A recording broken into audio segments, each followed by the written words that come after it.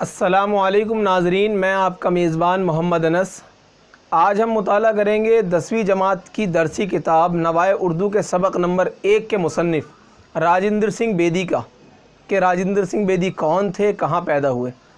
ایک اہم بات جو آپ نوٹ کر لیجئے، کسی بھی شخصیت کے بارے میں اگر آپ کو کچھ لکھنا ہے تو کچھ چند چیزیں ہیں جو آپ کے ذہن میں ہونی چاہیے۔ اگر وہ شاکلہ، وہ پیٹرن آپ کے ذہن میں محفوظ ہے تو آپ اس خاکے کے اندر آرام سے رنگ بھر سکتے ہیں۔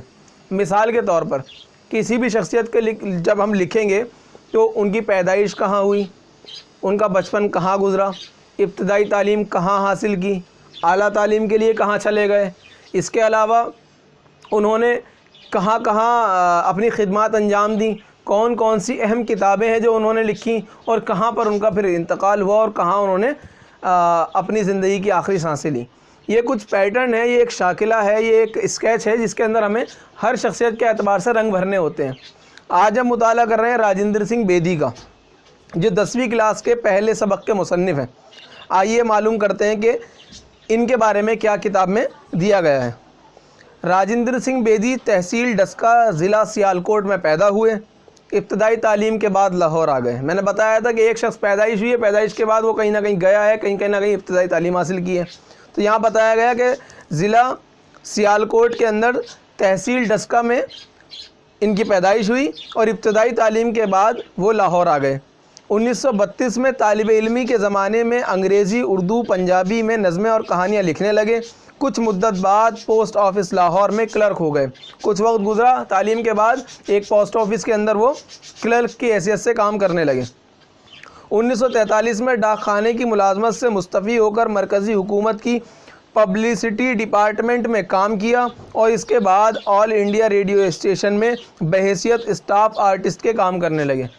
1 سال کام کیا وہاں پر، اس کے بعد جو ہے وہ وہاں سے استعفیٰ دیا اور آل انڈیا ریڈیو اسٹیشن میں بحیثیت اسٹاف آرٹسٹ کے کام کرنے لگے۔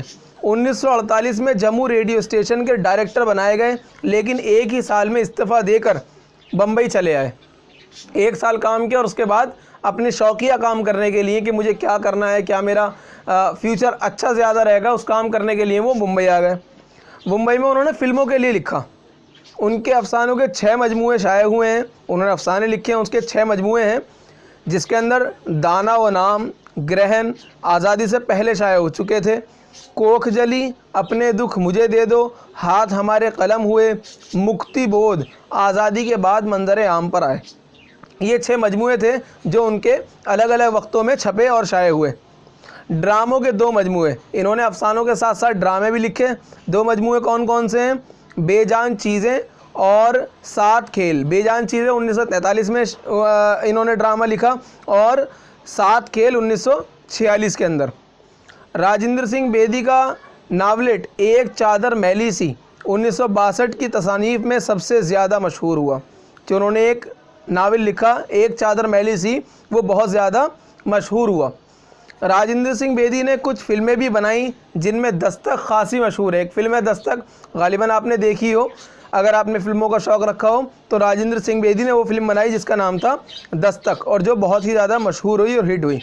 مرزا غالب، دیوداس، اس کے علاوہ اور کچھ فلمیں ہیں جیسے مرزا غالب، دیوداس، مدھومتی اور انورادھا۔